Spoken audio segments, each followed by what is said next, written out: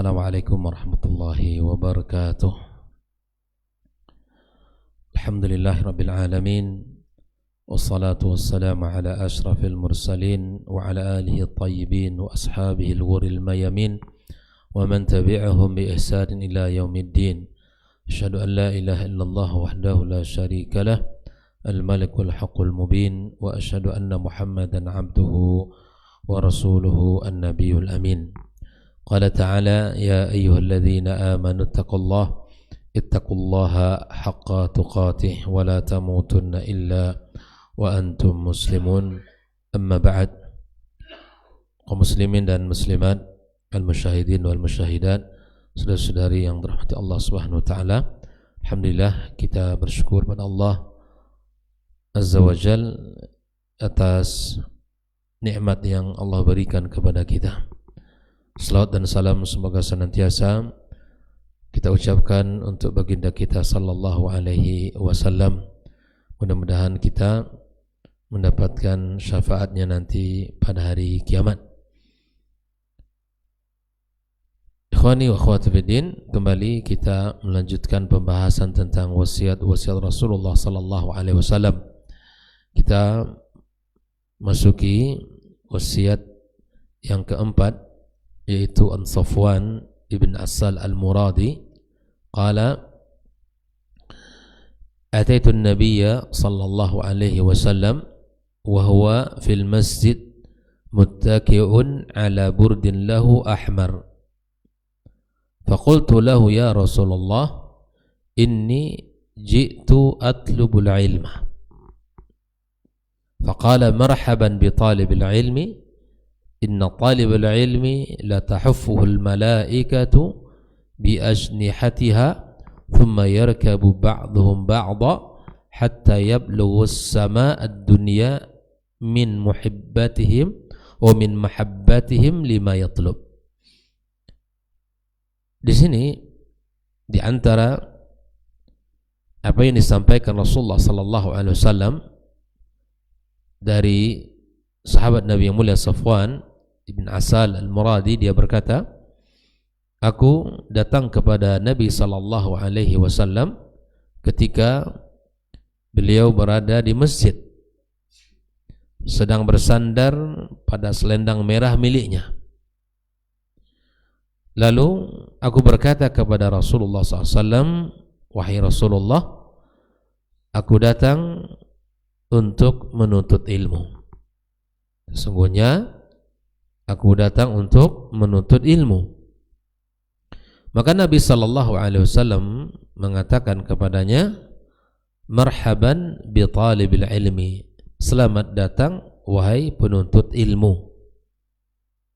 Sesungguhnya penuntut ilmu itu benar-benar dikelilingi oleh para malaikat-malaikat Allah yang sayap-sayap mereka ini diletakkan oleh mereka. Subhanallah, malaikat-malaikat Allah Subhanahu wa taala benar-benar mengelilingi mereka dengan sayap-sayap mereka. Kemudian sebagian mereka menaiki sebagian yang lain hingga sampai ke langit dunia karena kecintaan mereka terhadap apa yang ia tuntut, terhadap apa yang ia cari. Khairal kiram rahimakumullah. Hadis ini menggambarkan tentang kemuliaan dan keagungan kedudukan orang-orang yang menuntut ilmu di dalam agama Allah Subhanahu wa taala ini. Dijelaskan oleh Nabi sallallahu alaihi wasallam tentang kemuliaannya, keagungan orang-orang yang sedang menuntut ilmu. Ketika seseorang datang dengan niat yang tulus dan ikhlas mencari ilmu syar'i, maka Rasulullah sallallahu alaihi wasallam menyambutnya dengan penuh penghormatan, dengan penuh doa kebaikan untuk dia. Seperti tadi Nabi mengatakan marhaban bi talibil ilmi. Dia dengan jujur mengatakan, wahai Rasulullah, saya datang untuk menuntut ilmu. Nabi tidak mengatakan yang lain, tapi Nabi katakan marhaban, selamat datang, ucapan selamat datang bi talibil ilmi. Terlihat Bagaimana Rasulullah sallallahu alaihi wasallam menyambut dengan baik, dengan mengucapkan marhaban. Nah, artinya bahwa kalimat marhaban ini menunjukkan penghargaan yang tinggi terhadap penuntut ilmu. Nabi tidak mengusirnya, dan Nabi ini tidak menanyakan berapa usia kamu, tapi Nabi mengatakan marhaban, karena sesungguhnya ilmu itu ya siapa saja bisa belajar dan siapa saja bisa untuk mencarinya. Tidak dibatasi usia. Jangan dibilang bahwa nanti saya belajar sudah tua. Jangan. Ilmu itu, kata Imam Ahmad rahimahullah ta'ala, sangat kita butuhkan dalam hidup kita, ya, melebihi kebutuhan kita terhadap makan dan minum kita. Artinya bahwa dalam setiap urusan agama, apalagi dalam urusan ketaatan ibadah kepada Allah, itu sangat dibutuhkan ilmu. Urusan dunia saja dibutuhkan ilmu, apalagi urusan agama. Kerugian dalam urusan dunia tidak seberapa dengan ruginya urusan agama. Orang berdagang tanpa ilmu rugi dia. Itu lebih ringan daripada orang beragama tanpa ilmu lalu sesat dia. Kerugian di dunia barangkali hanya ya sebatas di dunia. Tapi bila mana kesalahan di dalam beribadah kepada Allah dan di dalam beragama, bertauhid kepada Allah, itu akan lebih besar dan lebih fatal kerugiannya. Ya. Kehilangan modal insya Allah bisa lagi dicari. Kegagalan dalam usaha bisa untuk bangkit lagi. Tapi kegagalan di dalam agama, kegagalan di dalam berkeyakinan kita kepada Allah, itu sangat merugi, dan kerugiannya bukanlah kerugian yang kecil. Bahkan kerugiannya membawakan kepada kesengsaraan dunia akhirat kita. Nah, oleh karena itu, di dalam ucapan Nabi sallallahu alaihi wasallam tadi, marhaban bi talibil ilmi, ini menunjukkan ya penghargaan yang tinggi terhadap penuntut ilmu. Lalu Nabi kita sallallahu alaihi wasallam menjelaskan ya perkara yang luar biasa, di mana para malaikat Allah mengelilingi para penuntut ilmu dengan sayap-sayap mereka. Ya, ini merupakan apa? Merupakan simbol perlindungan, ya, penghormatan serta keberkahan. Di dalam hadis yang pagi kemarin sudah kita bahas, fa innal malaikata la tadau ajnihataha ya ridan li talibil ilmi atau li talibil ilmi ridan bima yasna. Sesungguhnya para malaikat Allah menguncupkan sayap-sayap mereka karena ridha terhadap apa yang dilakukan oleh para penuntut ilmu. Di dalam hadis ini atau di dalam pembahasan pagi ini, kita nampakkan bahwa malaikat-malaikat pun mengelilingi mereka, hadir dalam majelis-majelis mereka. Karena para ulama mengatakan bahwa di antara malaikat itu tugasnya sayyahina fil ardi, mereka berkeliling di muka bumi ini. Yang mereka cari apa? Majelis-majelis ilmu. Bila mana terdapat majelis ilmu, maka dia duduk bersama kita dan mendoakan kita dengan doa-doa terbaiknya. Bayangkan, mendoakan kita, bukan duduk begitu saja, tapi mendoakan orang yang duduk di dalamnya.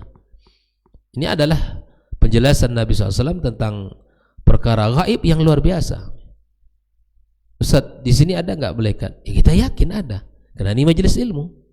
Tapi kok nggak nampak? Naam, Allah tidak berikan kemampuan kepada kita untuk melihat mereka, tapi mereka hadir ya, mendoakan para penuntut ilmu. Ini merupakan sekali lagi simbol ya, di mana Allah Subhanahu wa taala ya mengatakan di mana ada perlindungan, ada penghormatan, ada keberkahan. Malaikat-malaikat yang merupakan makhluk yang taat, yang suci, patuh kepada Allah, mencintai ilmu ya. Ini adalah sesuatu yang mesti kita sadari. Para malaikat sangat mencintai ilmu, karena ilmu jalan menuju ketaatan, jalan hidayah, bahkan jalan menuju surga Allah Subhanahu wa ta'ala. Ya, seperti mana hadis yang sudah bahas pada pagi kemarin, man salaka tariqan yaltamisu fi ilman sahalallahu lahu bihi tariqan ilal jannah. yang meniti satu jalan, dan itu jalan ilmu, maka Allah mudahkan jalannya untuk menuju surga Allah Subhanahu wa taala.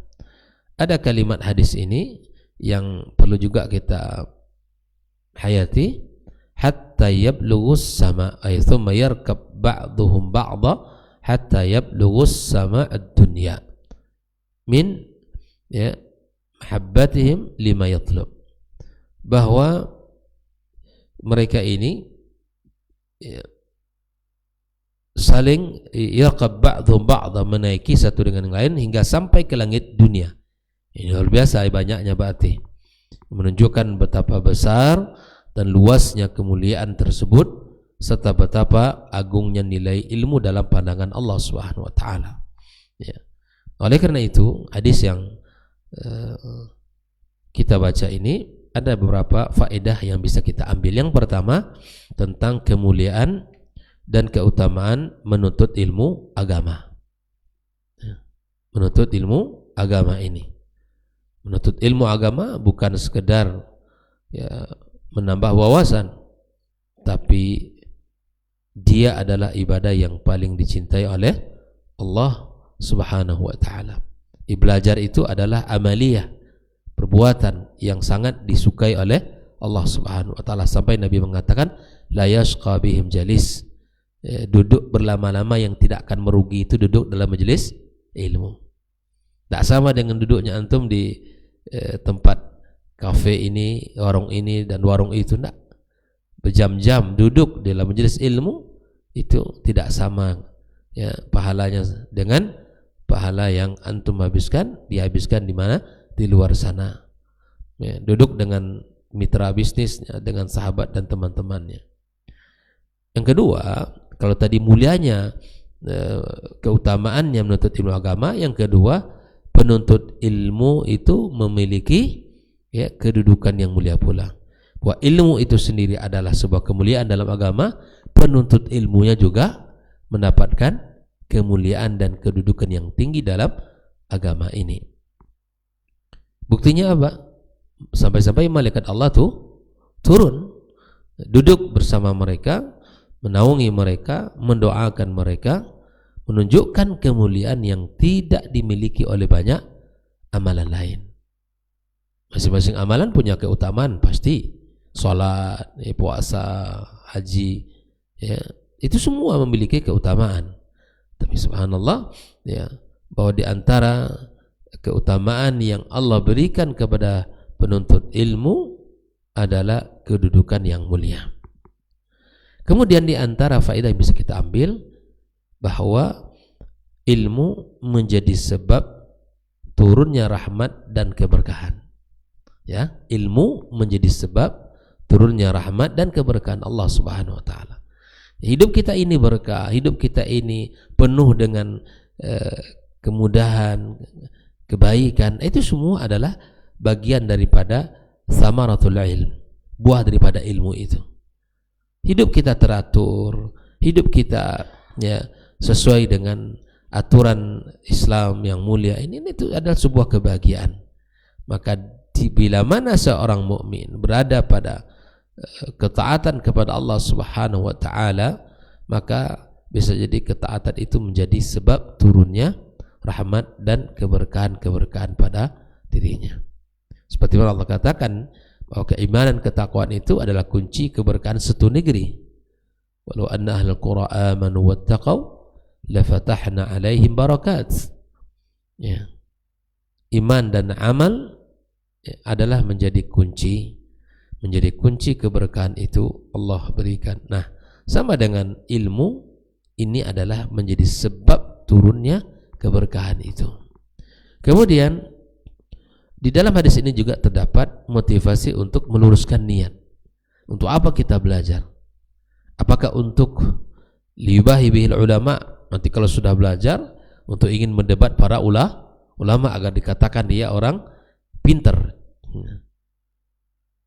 Untuk apa dia belajar ini? Luruskan niat. Nah, ini merupakan salah satu bimbingan dari Nabi SAW agar kita senantiasa meluruskan niat. Belajar untuk apa? Untuk dikatakan orang pintar?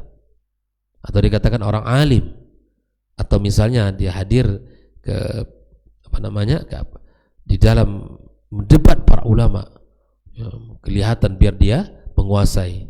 Nah, ini kesalahan yang sangat fatal. Ilmu itu dituntut untuk dijadikan sebagai panduan hidup, amaliyah yang benar, ya, ibadah yang benar itu didasari dengan ilmu. Ini tujuannya kita adalah untuk pertama mengangkat kebodohan kita, ya, belajar ilmu.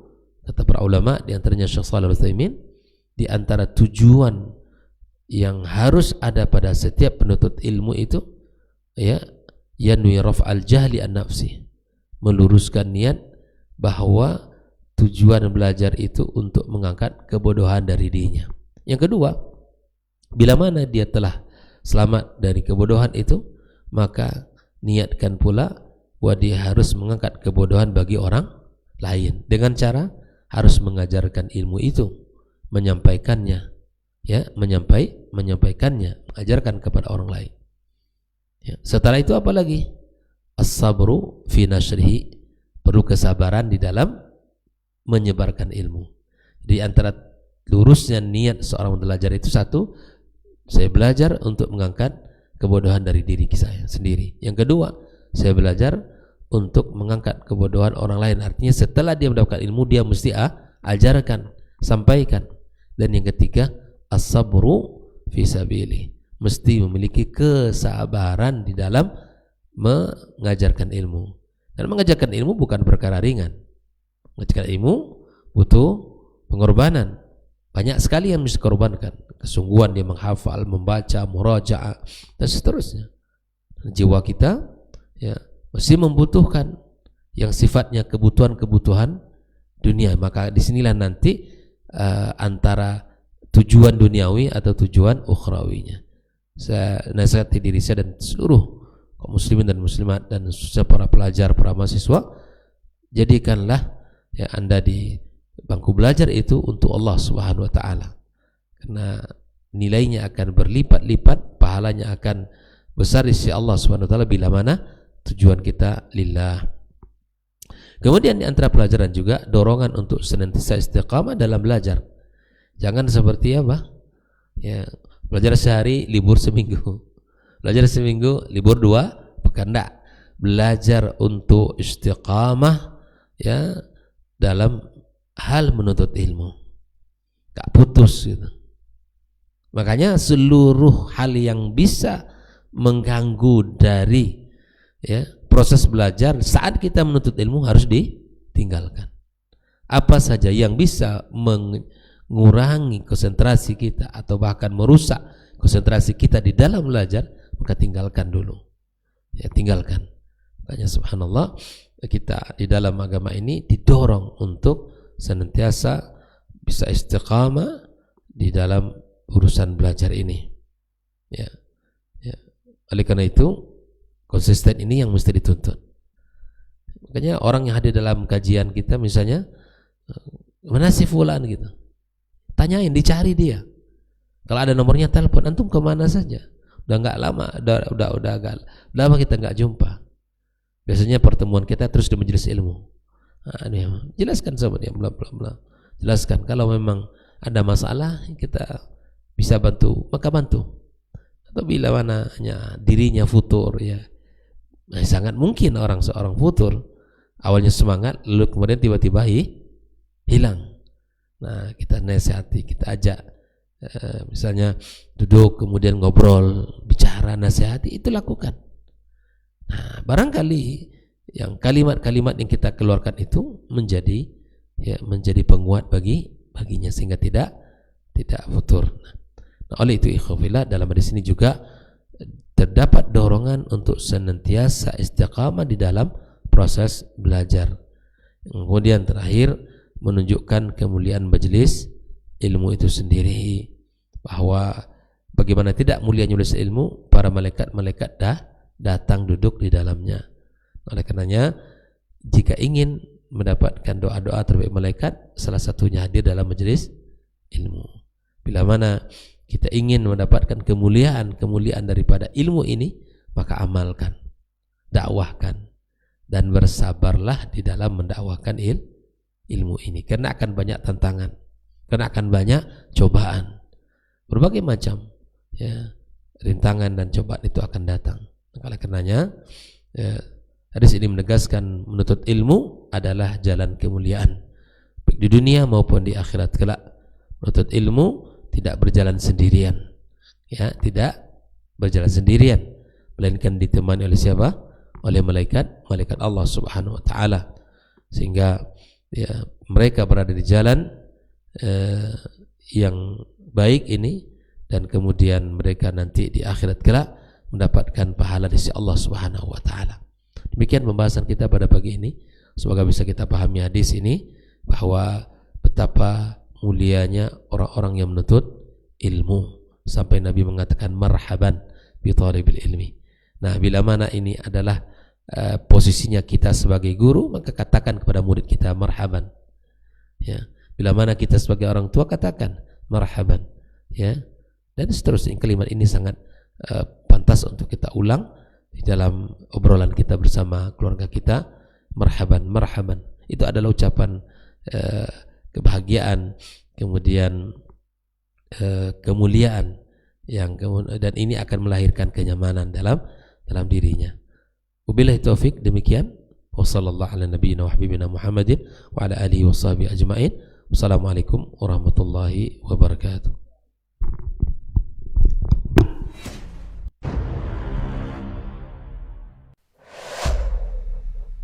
Dunia dan seisinya ini bagi Allah tak sama nilainya dengan sebelah sayap lalat.